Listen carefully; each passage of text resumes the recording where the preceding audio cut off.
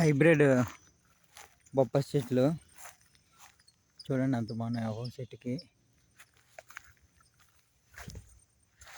Hybrid బొప్పాయి చెట్లు గుత్తుగా ఎలా కాసాయి చూడండి. బొప్పస్కాయలు చూడండి ఎంత బాగున్నాయో గుత్తుగానే. కిందన డిప్ వేసుకొని ఇవ్వండి. డిప్పు ఈ ముందు డిప్పు కొలుసుకొని ఇవ్వండి. డిప్పు నల్లది డిప్ ఇది. కిందన డిప్ వేసుకొని అది కొలుసుకొని మొక్క ఉడుచుకున్నాక ఆ లైన్ ఇచ్చుకుంటే బోర్ ద్వారా డిప్పుల ద్వారా కరెక్ట్గా మొక్క దగ్గరే నీరు పడుతుంది అన్నమాట. తద్వారా మొక్కకి నీరు పుష్కలంగా అందుతుంది. చూడండి ఈ రైతు వేశారు, ఎంత చక్కగా పండిందో పంట.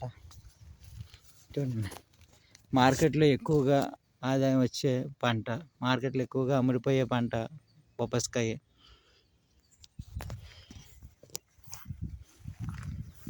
అలాగే డిప్పుల ద్వారా బోర్ ఉన్న వాళ్ళ డిప్పుల ద్వారా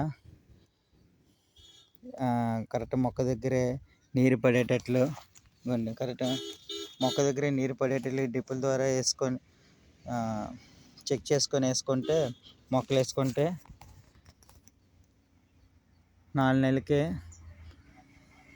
హైబ్రిడ్ బొప్పస్కాయ మొక్కలు వెండి పళ్ళు గుత్తులుగా అందుకు వచ్చేస్తుంది. మీ నిత్యం పంట ఎలాగ ఉంటుంది చూడండి.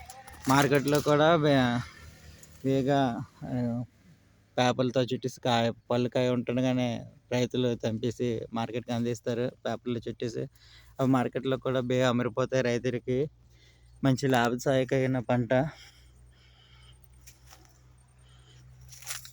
అలాగే ప్రతి ఒక్క రైతు కూడా ఇలా డిప్పుల ద్వారా ఒక బొప్పస్కాయ కాదు ఇతర ఏ పంటలైనా సరే సాగు చేసుకోవచ్చని కోరుతున్నాను. అలాగే డిప్పుల ద్వారా ఇలాగ వ్యవసాయాన్ని కరెక్ట్గా మొక్క దగ్గరే నీరు పడేటట్టు డిప్పులు ఉపయోగించండి.